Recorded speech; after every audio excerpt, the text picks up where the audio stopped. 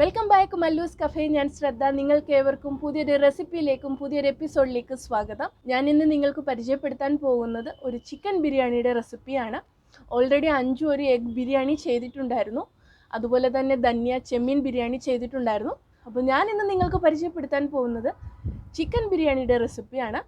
അപ്പോൾ അതിന് വേണ്ടുന്ന ഇൻഗ്രീഡിയൻസും റെഡിയാക്കുന്ന രീതിയും നമുക്ക് കിച്ചണിലേക്ക് പോയിട്ടൊന്ന് നോക്കാം. അപ്പോൾ നിങ്ങൾ റെഡിയാണെന്ന് വിശ്വസിക്കുന്നു. അപ്പോൾ റെഡിയാക്കുന്ന രീതി നമുക്ക് നോക്കാം.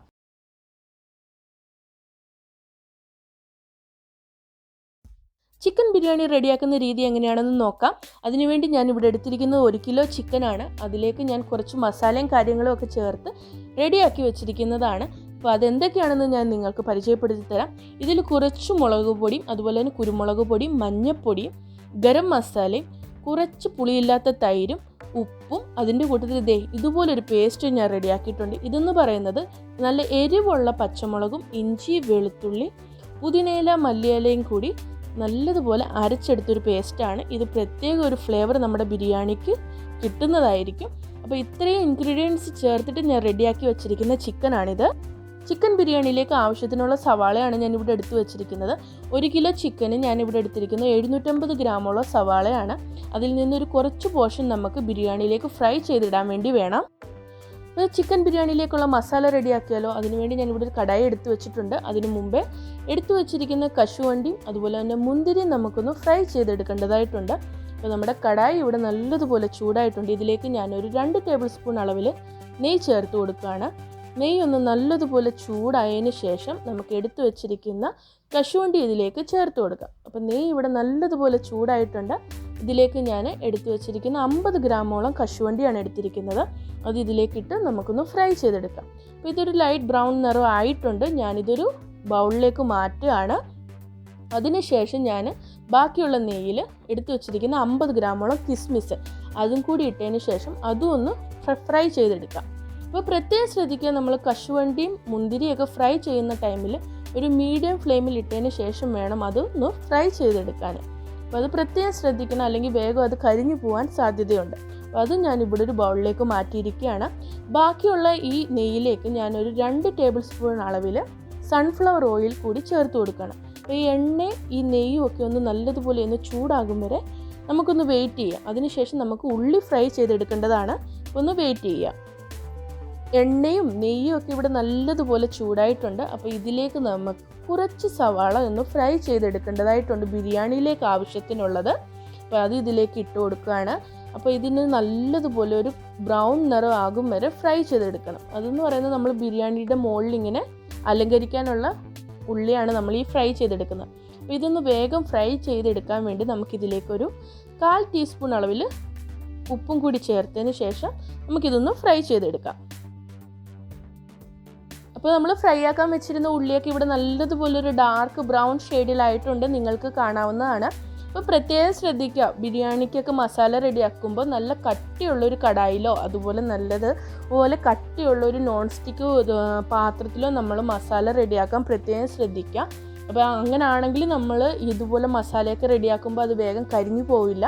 അപ്പോൾ ഈ ഉള്ളി ഞാനൊരു ബൗളിലേക്ക് മാറ്റുകയാണ്. അതിനുശേഷം നമുക്ക് ബിരിയാണിയിലേക്ക് വേണ്ടുന്ന ബാക്കി കാര്യങ്ങൾ റെഡിയാക്കിയെടുക്കാം. കടായിലേക്ക് ഞാൻ കുറച്ച് എണ്ണയും കൂടി ചേർത്തിട്ടുണ്ടായിരുന്നു. അപ്പോൾ ഇനി നമുക്ക് റെഡിയാക്കി വെച്ചിരിക്കുന്ന ഈ ചിക്കൻ നമുക്കൊന്ന് ഫ്രൈ ചെയ്തെടുക്കേണ്ടതായിട്ടുണ്ട്. നമ്മൾ ജസ്റ്റ് ഒന്ന് ചിക്കൻ ഫ്രൈ ആക്കിയതിന് ശേഷം നമ്മൾ ഗ്രേവി റെഡിയാക്കുകയാണെങ്കിൽ ആ ചിക്കൻ ബിരിയാണിക്ക് നല്ലൊരു ടേസ്റ്റ് ആയിരിക്കും. അതുപോലെ തന്നെ ചിക്കൻ പൊടിഞ്ഞു പോവില്ല. അപ്പോൾ അതിനുവേണ്ടിയാണ് നമ്മൾ 1 മണിക്കൂർ മുമ്പേ മസാലയൊക്കെ പുരട്ടി റെഡിയാക്കി വെച്ചിരുന്നത്. അതിനുശേഷം ഇതുപോലെ ഒന്ന് ഫ്രൈ ചെയ്തതിന് ശേഷം നമുക്ക് ബിരിയാണി റെഡിയാക്കുകയാണെങ്കിൽ അതിന് നല്ലൊരു ടേസ്റ്റ് കിട്ടും. അപ്പോൾ നമുക്കിതൊന്ന് ഫ്രൈ ചെയ്തെടുക്കാം. ഫ്രൈ ചെയ്യാനിട്ടിരുന്ന ചിക്കൻ്റെ ഒരു സൈഡൊക്കെ നല്ലതുപോലെ ഫ്രൈ ആയിട്ടുണ്ട്. അപ്പോൾ ഇനി നമുക്ക് ഇതിൻ്റെ ഒരു സൈഡല്ല ഫ്രൈ ആയുള്ളൂ, അപ്പോൾ അടുത്ത സൈഡും കൂടി നമുക്കൊന്ന് ഫ്രൈ ചെയ്തെടുക്കേണ്ടതായിട്ടുണ്ട്. അപ്പോൾ അതൊന്ന് നമുക്ക് മറിച്ചിടാം. അപ്പോൾ നിങ്ങൾക്കിവിടെ കാണാവുന്നതാണ്, ജസ്റ്റ് ഇതുപോലെ ഒന്ന് ഫ്രൈ ആയാൽ മതി. ഒരുപാട് അങ്ങ് ഡീപ്പ് ഫ്രൈ ആവേണ്ട ആവശ്യമൊന്നുമില്ല. ജസ്റ്റ് ഒന്ന് പൊടിഞ്ഞു പോവാത്ത രീതിയിലൊന്ന് ഫ്രൈ ചെയ്തെടുത്താൽ മതി. അപ്പോൾ നമുക്ക് അടുത്ത സൈഡും കൂടി തിരിച്ചിട്ടതിന് ശേഷം നമുക്ക് ഇതൊന്ന് ഫ്രൈ ചെയ്തെടുക്കാം.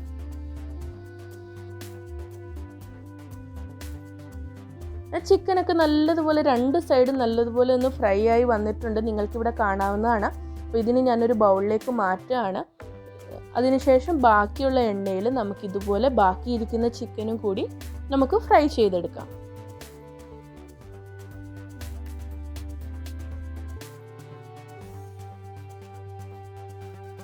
അങ്ങനെ നമ്മൾ ചിക്കനൊക്കെ നല്ലതുപോലെ ഫ്രൈ ചെയ്തെടുത്തിട്ടുണ്ട്. ഒരു ഹാഫ് ഫ്രൈ ആക്കിയാണ് ഞാൻ എല്ലാ ചിക്കനും റെഡിയാക്കി എടുത്തിരിക്കുന്നത്. അപ്പോൾ ഈ എണ്ണയിൽ നമ്മൾ ചിക്കൻ ഫ്രൈ ആക്കിയതിൻ്റെ ആ മസാലയും കാര്യങ്ങളും ഒക്കെ ഇതിലേക്കുണ്ട്. അപ്പോൾ അതൊക്കെ നമുക്കൊരു സൈഡിലേക്ക് എടുത്ത് മാറ്റി വെക്കാം. മാറ്റിയതിന് ശേഷം ഈ ബാക്കിയുള്ള എണ്ണയിൽ നമുക്ക് ചിക്കൻ്റെ, അതായത് ബിരിയാണിയിലേക്കുള്ള മസാല റെഡിയാക്കേണ്ടത്. അപ്പോൾ ഇതിലുള്ള മസാലയൊക്കെ ഒന്ന് നമുക്ക് മാറ്റിയതിന് ശേഷം നമ്മൾ അരിഞ്ഞു വെച്ചിരിക്കുന്ന സവാള ഇതിലേക്ക് ഇട്ട് കൊടുക്കാം. ഇതിനി നല്ലതുപോലെ നമുക്ക് ഈ എണ്ണയിലൊന്ന് ബ്രൗൺ നിറം, അതൊരു ഗോൾഡൻ ബ്രൗൺ നിറം ആകുന്നത് വരെ നമുക്കൊന്ന് ഫ്രൈ ചെയ്തെടുക്കേണ്ടതായിട്ടുണ്ട്. അപ്പോൾ ഇതിനി നല്ലതുപോലെ ഈ എണ്ണയിലൊന്ന് മിക്സ് ചെയ്തെടുക്കാം.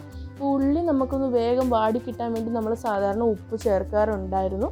അപ്പോൾ ഇതിൽ ഞാനിപ്പോൾ ഉപ്പ് ചേർക്കുന്നില്ല. കാരണം എന്ന് പറഞ്ഞാൽ നമ്മൾ ചിക്കനൊക്കെ വറുത്തത് കാരണം ഓൾറെഡി ആ എണ്ണയിൽ അതിൽ മസാലയും അതുപോലെ ഉപ്പിൻ്റെ അംശമൊക്കെ ഉള്ളത് കൊണ്ട് ഞാൻ എക്സ്ട്രാ ഉപ്പ് ആഡ് ചെയ്യുന്നില്ല. ഇതിനി നമുക്ക് നല്ലതുപോലെ ഒരു ബ്രൗൺ നിറമാകുന്നത് വരെ ഈ ഉള്ളി ഒന്ന് ഫ്രൈ ചെയ്തെടുക്കാം. അങ്ങനെ ബിരിയാണിയിലേക്കുള്ള ഉള്ളിയൊക്കെ ഒരു പകുതിയോളം ഫ്രൈ ആയി വന്നിട്ടുണ്ട്. ഇതിന് കുറച്ചും കൂടി ഒരു ഡാർക്ക് ബ്രൗൺ ഷെയ്ഡിലേക്ക് ആവേണ്ടതായിട്ടുണ്ട്. അപ്പോൾ ഒന്നും കൂടി ഒന്ന് ബ്രൗൺ ആകും വരെ നമുക്കൊന്ന് വെയിറ്റ് ചെയ്യാം. അങ്ങനെ ഉള്ളിയൊക്കെ ഇവിടെ നല്ലതുപോലെ ഒരു ഡാർക്ക് ബ്രൗൺ ഷെയ്ഡിൽ ഫ്രൈ ആയി വന്നിട്ടുണ്ട്. അപ്പോൾ ഇതിലേക്ക് ഇനി നമുക്ക് ചേർക്കാനുള്ളതെന്ന് പറഞ്ഞാൽ നമ്മൾ ഓൾറെഡി റെഡിയാക്കി വെച്ചിരുന്ന പച്ചമുളക്, ഇഞ്ചി, വെളുത്തുള്ളി, പുതിന, മല്ലിയിലയുടെ ഒരു പേസ്റ്റ് ഇല്ലായിരുന്നോ, അത് ഞാൻ ഇതിലേക്ക് ചേർത്ത് കൊടുക്കുകയാണ്. ഇത് ഇനി ഒരു പച്ചമണം മാറും വരെ നമുക്ക് ഈ ഉള്ളിയിലൊന്ന് ഫ്രൈ ചെയ്തെടുക്കണം. ഈ ഒരു പേസ്റ്റ് നമ്മൾ ഈ ഒരു മസാലയിൽ ചേർക്കുന്നതെന്ന് പറഞ്ഞാൽ നമ്മുടെ ബിരിയാണിക്ക് നല്ലൊരു ഫ്ലേവർ കിട്ടും. നിങ്ങൾക്ക് വേണമെന്നുണ്ടെങ്കിൽ ഇഞ്ചിയും വെളുത്തുള്ളിയും പച്ചമുളകും മാത്രം ഒരു പേസ്റ്റ് ആക്കിയതിന് ശേഷം യൂസ് ചെയ്യാം. പലർക്കും പുതിനയുടെയും മല്ലിയിലയുടെയും ഒന്നും ടേസ്റ്റ് ഇഷ്ടമല്ലാത്തവരുണ്ട്. പക്ഷെ പ്രത്യേകം ശ്രദ്ധിക്കുക, നമ്മൾ ഈ മല്ലിയിലയും പുതിനയൊക്കെ ചേർക്കുമ്പം അത് ബിരിയാണിക്ക് നല്ലൊരു ഫ്ലേവർ, നല്ലൊരു ടേസ്റ്റും അതുപോലെ തന്നെ നല്ലൊരു ഫ്ലേവറും കിട്ടും. അപ്പോൾ അതിനു വേണ്ടിയാണ് ഞാൻ അത് ചേർക്കുന്നത്. ഇവിടെ ഞങ്ങൾക്കൊക്കെ ഒരുപാട് ഇഷ്ടമാണ് പുതിനയിലയും മല്ലിയിലയൊക്കെ ചേർക്കുന്നത്. അപ്പോൾ അങ്ങനെ ഞാനിവിടെ ചേർത്തിരിക്കുകയാണ്. ഇനി ഇതിലേക്ക് നമുക്ക് മഞ്ഞൾപ്പൊടി ചേർത്ത് കൊടുക്കാം. അപ്പോൾ മഞ്ഞൾപ്പൊടി ചേർത്തിട്ടുണ്ട്. അതിനുശേഷം ഞാൻ ഇതിലേക്ക് ചേർക്കാൻ പോകുന്നത് മല്ലിപ്പൊടിയാണ്. ഒരു 1.5 ടേബിൾ സ്പൂൺ അളവിൽ മല്ലിപ്പൊടിയും കൂടി ഞാൻ ഇതിലേക്ക് ചേർത്ത് കൊടുക്കുകയാണ്. അതിനുശേഷം നമുക്ക് ഇതിൽ നമ്മൾ ഓൾറെഡി പച്ചമുളകൊക്കെ ചേർത്തിട്ടുണ്ടായിരുന്നല്ലോ. അപ്പോൾ ബിരിയാണിക്ക് നല്ലൊരു കളറിന് വേണ്ടി ഞാൻ ഇതിലേക്ക് ചേർക്കാൻ പോകുന്നത് കാശ്മീരി മുളക് പൊടിയാണ്. 2 ടേബിൾ സ്പൂൺ അളവിൽ കാശ്മീരി മുളക് പൊടി ചേർത്തിട്ടുണ്ട്. അതുപോലെ തന്നെ ബിരിയാണി മസാല ഒരു 1.5 ടേബിൾ സ്പൂൺ അളവിൽ ബിരിയാണി മസാലയും കൂടി ചേർത്തിട്ടുണ്ട്. ഇനി ഇതിൻ്റെയൊക്കെ ഒരു പച്ചമണം മാറും വരെ നമുക്ക് ഈ ഉള്ളിയായിട്ട് നല്ലതുപോലെ ഒന്ന് മിക്സ് ചെയ്ത് ഈ മസാലയുടെയൊക്കെ ഒരു പച്ചമണം മാറും വരെ നമുക്കൊന്ന് ഫ്രൈ ചെയ്തെടുക്കാം.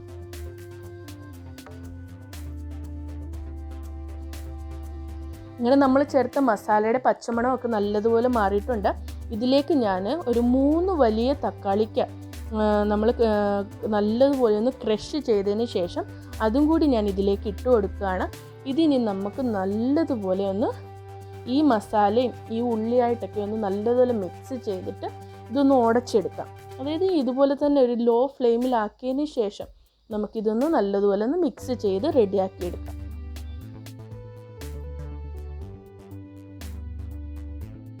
അങ്ങനെ നമ്മുടെ ചിക്കൻ ബിരിയാണിയിലേക്കുള്ള മസാല ഇവിടെ റെഡി ആയിട്ടുണ്ട്. ഉള്ളിയും തക്കാളിക്കൊക്കെ നല്ലതുപോലെ ഒന്ന് മസാലയിൽ നല്ലതുപോലെ ഒന്ന് ഉടഞ്ഞു വന്നിട്ടുണ്ട്. ഇതിലേക്ക് നമ്മൾ ഫ്രൈ ആക്കി വെച്ചിരിക്കുന്ന ചിക്കനും കൂടി ഇതിലേക്ക് ആഡ് ചെയ്യാം. ഇതിനി ഈ മസാലയായിട്ട് നല്ലതുപോലെ ഒന്ന് മിക്സ് ചെയ്തെടുക്കാം. അങ്ങനെ നമ്മൾ ഫ്രൈ ആക്കിയ ചിക്കൻ ഇവിടെ നല്ലതുപോലെ മസാലയിലൊക്കെ ഒന്ന് മിക്സ് ചെയ്തെടുത്തിട്ടുണ്ട്. അപ്പോൾ നമ്മുടെ ചിക്കനൊക്കെ ഒന്ന് നല്ലപോലെ വെന്ത് കിട്ടാൻ വേണ്ടി ഞാനൊരു 1.5 ഗ്ലാസോളം തിളപ്പിച്ച വെള്ളം ഇതിലേക്ക് ചേർത്ത് കൊടുക്കുകയാണ്. ഇതിന് നമുക്ക് നല്ലതുപോലെ ഒന്ന് മിക്സ് ചെയ്തെടുക്കാം.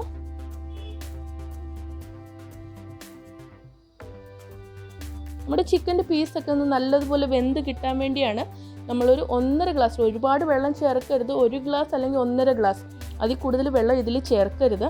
ഞാനിതിൻ്റെ ഉപ്പിൻ്റെ ഒന്ന് ടേസ്റ്റ് ചെയ്ത് നോക്കിയപ്പോൾ കുറച്ച് ഉപ്പിൻ്റെ കുറവുണ്ടായിരുന്നു. അപ്പോൾ ഞാൻ ഇതിലേക്ക് ആവശ്യത്തിനുള്ള ഉപ്പും കൂടി ചേർത്ത് കൊടുക്കുകയാണ്. ഇനി നമുക്ക് നല്ലതുപോലെ ഒന്ന് മിക്സ് ചെയ്തെടുക്കാം. ഇതിലേക്ക് ഞാൻ അരിഞ്ഞു വെച്ചിരുന്ന മല്ലിയില കുറച്ച് ഞാൻ ഇതിലേക്ക് ചേർത്ത് കൊടുക്കുകയാണ്. അതിൻ്റെ കൂട്ടത്തിൽ തന്നെ എടുത്തു വെച്ചിരിക്കുന്ന പുതിന ഇലയും കൂടി ഞാൻ ചേർത്ത് കൊടുക്കുകയാണ്.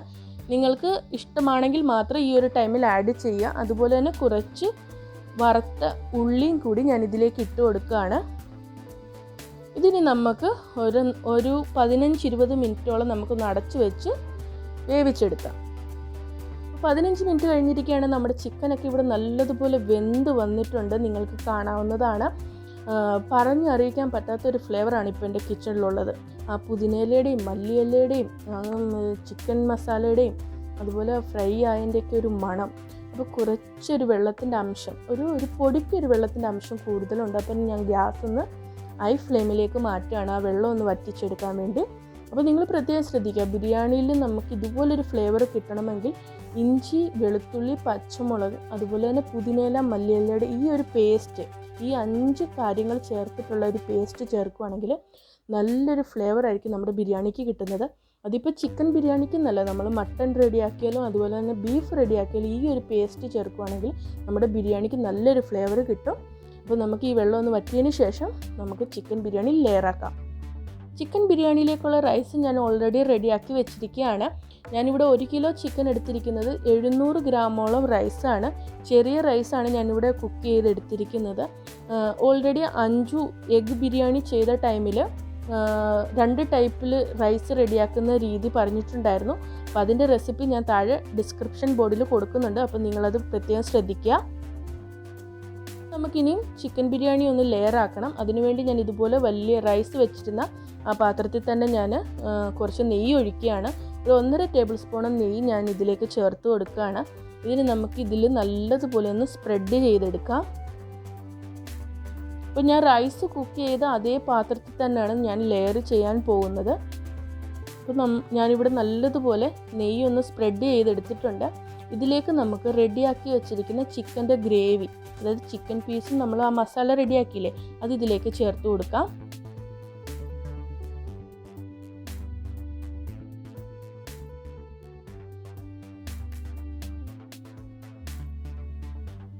അങ്ങനെ ചിക്കൻ്റെ ആ ഒരു ലെയർ ഞാൻ ഫസ്റ്റിൽ കൊടുത്തിരിക്കുകയാണ്. ഇതിലേക്ക് ഞാൻ കുറച്ച് പുതിനയില ഇട്ട് കൊടുക്കുകയാണ്. അതുപോലെ തന്നെ കുറച്ച് മല്ലിയില അരിഞ്ഞതും കൂടി ഇതിലേക്ക് ഇട്ട് കൊടുക്കാം. അതിനുശേഷം ഞാൻ എടുത്തു വെച്ചിരിക്കുന്ന, നമ്മൾ റെഡിയാക്കി വെച്ചിരിക്കുന്ന റൈസ് പകുതി പോർഷൻ ഞാൻ ഇതിലേക്ക് ചേർത്ത് കൊടുക്കുകയാണ്.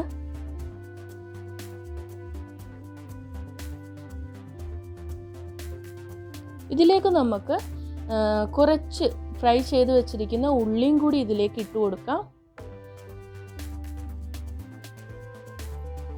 ഇതിലേക്ക് നമുക്ക് കുറച്ച് കശുവണ്ടി അതുപോലെ തന്നെ കിസ്മിസും കൂടി ഇട്ട് കൊടുക്കാം.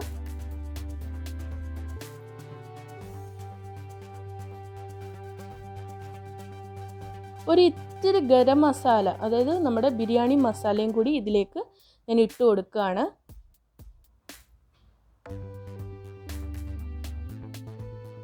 ഇതിലേക്ക് ഞാൻ ഒരു 2 ടീസ്പൂൺ അളവിൽ നെയ്യും കൂടി ഒഴിക്കുകയാണ്. ഇനി അടുത്തതെന്ന് പറഞ്ഞാൽ തികച്ചും ഒരു ഓപ്ഷനിലാണ്. എൻ്റെ അടുത്ത് കുങ്കുമപ്പൂ ഉണ്ടായിരുന്നു, അപ്പോൾ അത് ഞാൻ കുറച്ച് തിളച്ച ചൂടുവെള്ളത്തിൽ മിക്സ് ചെയ്തെടുത്തിരിക്കുന്നതാണ്. നിങ്ങൾക്ക് ഇതിന് പകരം കളർ വേണമെങ്കിൽ യൂസ് ചെയ്യാം. അപ്പോൾ ഇതും കൂടി നമുക്ക് ഇതിലേക്ക് ഒഴിച്ചു കൊടുക്കാം.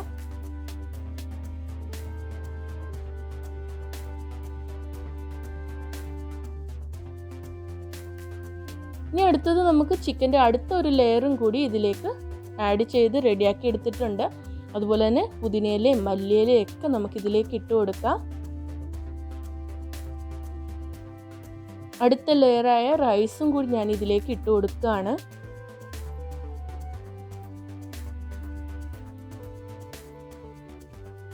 അങ്ങനെ നമ്മൾ റെഡിയാക്കി വെച്ചിരുന്ന ആ ചിക്കൻ്റെ ഗ്രേവി എല്ലാം നമ്മളൊരു ലെയറാക്കി, അതുപോലെ റൈസ് ഫുള്ള് ആഡ് ചെയ്ത് കഴിഞ്ഞു. ഇനി ഇതിലേക്ക് നമുക്ക് ചേർക്കാൻ എന്ന് പറഞ്ഞാൽ നമ്മൾ ഇതിൻ്റെ ഫൈനൽ സ്റ്റേജ്, നമുക്കിതിൻ്റെ മുകളിലേക്ക് ചേർക്കാനുള്ളത് നമ്മൾ ഫ്രൈ ആക്കി വെച്ചിരുന്ന ഉള്ളി, സവാള ഓൾറെഡി ഡാർക്ക് ബ്രൗൺ ഷെയ്ഡിൽ ഫ്രൈ ആക്കി വെച്ചിരുന്നില്ലേ, അത് ഇതിലേക്ക് ഇട്ട് കൊടുക്കാം.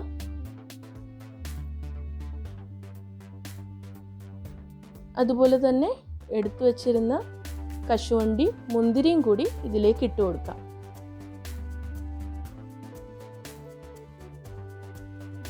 ഇതിലേക്ക് ഞാൻ ബാക്കിയിരിക്കുന്ന നെയ്യും കൂടി ചേർത്ത് കൊടുക്കുകയാണ്.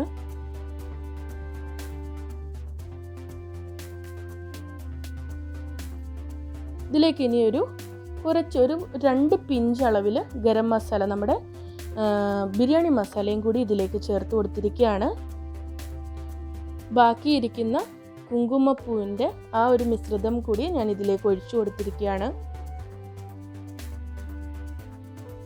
ഇനി ഇതിൻ്റെ ഫൈനൽ സ്റ്റേജ് എന്ന് പറയുന്നത് നമ്മൾ നൈസായിട്ട് അരിഞ്ഞ് വെച്ചിരിക്കുന്ന പുതിനയിലയും മല്ലിയിലയാണ്. അതും കൂടി ഞാൻ ഇതിലേക്ക് മേളിലൂടെ ഒന്ന് വിതറി കൊടുക്കുകയാണ്. ഇതിനി നമുക്ക് ഒരു 15 മിനിറ്റോളം ദം ചെയ്തെടുക്കേണ്ടതായിട്ടുണ്ട്. നമ്മൾ ഇതിൻ്റെ മുകളിൽ കനലൊന്നും ഇടുന്നില്ല. നല്ലൊരു വെയിറ്റ് എന്തെങ്കിലും അതിൻ്റെ മുകളിൽ വെച്ചതിന് ശേഷം ഒരു 15 മിനിറ്റ് നമുക്ക് ദം ചെയ്തെടുക്കാം. അപ്പോൾ ബിരിയാണി ഒന്ന് ദം ചെയ്യാൻ വേണ്ടി ഞാൻ ഇതുപോലെ വലിയൊരു തവ വെച്ചിട്ടുണ്ട്. തവ നല്ലപോലെ ചൂടാണ്. ഗ്യാസ് ഞാനൊന്ന് ലോ ഫ്ലെയിമിലേക്ക് മാറ്റിയതിന് ശേഷം ഒരു 15 മിനിറ്റ് നമുക്ക് ഈ ബിരിയാണി ഒന്ന് ദം ചെയ്തെടുക്കാം. അങ്ങനെ നമ്മൾ ദം ചെയ്യാൻ ഒരു 15 മിനിറ്റ് വെച്ചിരുന്ന നമ്മുടെ ബിരിയാണി ഇവിടെ റെഡി ആയിട്ടുണ്ട്. നല്ലൊരു കളർഫുള്ളിലാണ് നിങ്ങൾക്ക് ഇവിടെ കാണാൻ പറ്റുന്നത്. അപ്പോൾ നമുക്കിതിനി ഒരു സെർവിങ് ഡിഷിലേക്ക് മാറ്റാം. അങ്ങനെ സ്വാദിഷ്ടമേറിയ നമ്മുടെ ചിക്കൻ ബിരിയാണി ഞാനൊരു സെർവിങ് ബൗളിലേക്ക് മാറ്റിയിരിക്കുകയാണ്. അതിൻ്റെ കൂട്ടത്തിൽ തന്നെ ഞാൻ ചെറിയ ഒരു രീതിയിലൊരു സലാഡും കൂടി റെഡിയാക്കി. അതിൽ ഞാൻ ചേർത്തിരിക്കുന്നത് കുക്കുംബർ, ക്യാരറ്റ്, അതുപോലെ തന്നെ ചെറിയൊരു ഉള്ളി, പച്ചമുളക്, കുറച്ച് മല്ലിയില, അതുപോലെ തന്നെ പുളിയില്ലാത്ത തൈര്, ആവശ്യത്തിന് ഉപ്പും കൂടി ചേർത്തതിന് ശേഷം റെഡിയാക്കിയ ഒരു സലാഡാണ്. അപ്പോൾ നിങ്ങൾക്ക് ഏവർക്കും എൻ്റെ ഈ ഒരു ചിക്കൻ ബിരിയാണിയുടെ റെസിപ്പി ഇഷ്ടപ്പെട്ടു എന്ന് ഞാൻ വിശ്വസിക്കുന്നു. അതുപോലെ തന്നെ നിങ്ങളേവരും ഇത് വീടുകളിൽ ട്രൈ ചെയ്ത് നോക്കുക. അപ്പോൾ ഇതുവരെ ചാനൽ സബ്സ്ക്രൈബ് ചെയ്യാത്ത ഫ്രണ്ട്സ് ഉണ്ടെങ്കിൽ ചാനൽ സബ്സ്ക്രൈബ് ചെയ്യുക. നിങ്ങളുടെ വിലയേറിയ അഭിപ്രായങ്ങളും ഞങ്ങളെ അറിയിക്കുക. അടുത്തൊരു എപ്പിസോഡിൽ പുതിയൊരു റെസിപ്പിയുമായി കാണുന്നത് വരെ താങ്ക് യു. ബൈ.